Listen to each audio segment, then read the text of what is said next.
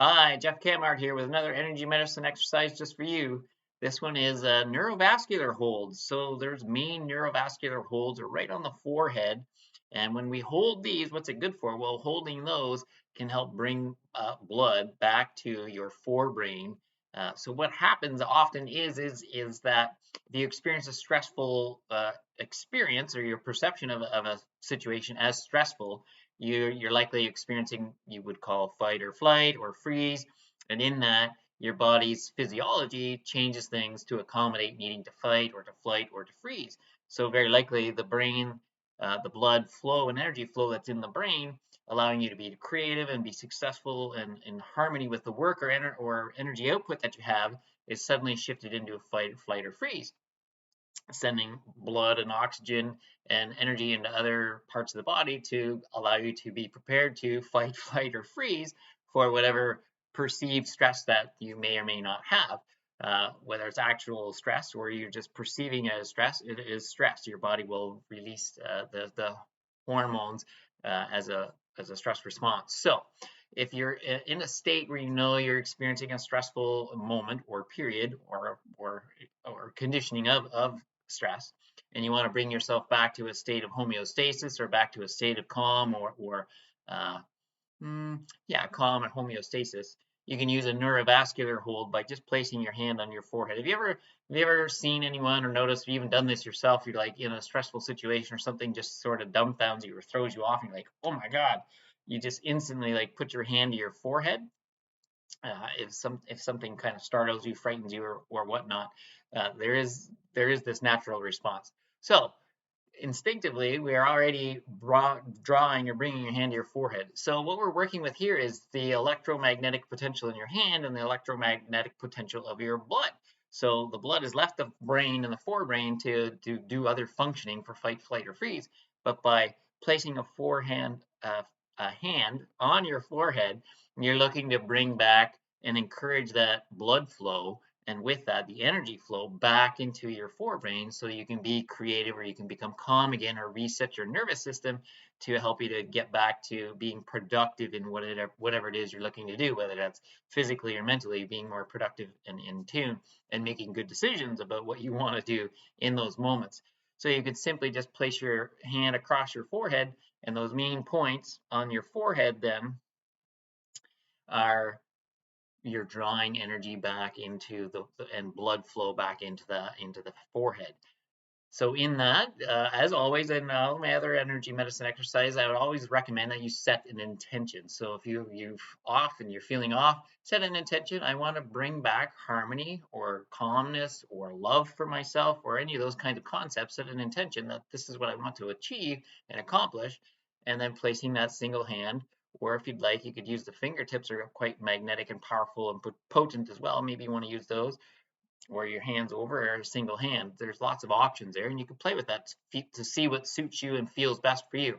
But at the very least, place a hand on your forehead, sit up tall and proud, good posture, so we allow good energy flow and movement with good posture. For slouched and rounded, you're restricting things.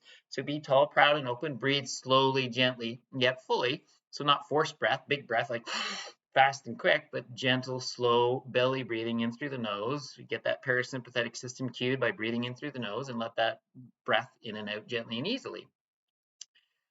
You'll do this as long as you need to accommodate or find a shift. So if you're in that stressful state and you're just kind of, but you've recognized it, fantastic. You use this tool or other energy medicine tools to bring you back to a state of calm or relaxation or homeostasis. So whatever that might take. 1 minute, 2 minutes, 5 minutes, depending on how stressful or how conditioned the stressful situation has become for you, you could use this quickly or longer period of time as needed. Now, if you'd like to add to this, I'll give you a couple more layers to add to this energy exercise as well. Rather than just holding the front, you can also implement holding the back of the head, the top back side of the head. There are some neurovascular points there. The top ones would be related more to the fire element, and that would be related more to anxiety. So if you're experiencing anxiety, you can hold at the top side of the head with your hand just cupped across the top side of the head and the one on the front.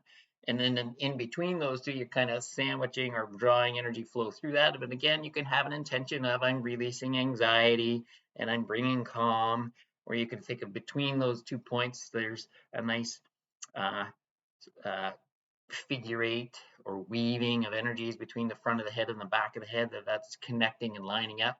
The other neurovascular point on the lower part of the back of the head is associated with the water element, and that would be more associated with fear. So if you really hit a fear state, you may want to put that hand on the back side of your head a little bit lower. So if I turn quick, you'd have higher for anxiety, and either hand could be up lower.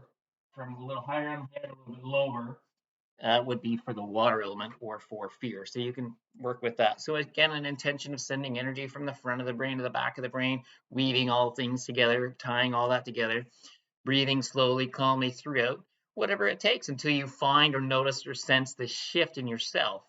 Could be a few breaths, could be a few minutes, might take 20 minutes. I'm not sure, depending on where you're at and what you're dealing with in the moment. But at the very least, if you do it for a couple of minutes, it's going to offer some benefit and generally bring some of that energy back and that blood flow back to the forebrain for the benefit of you being in a nice calmer state.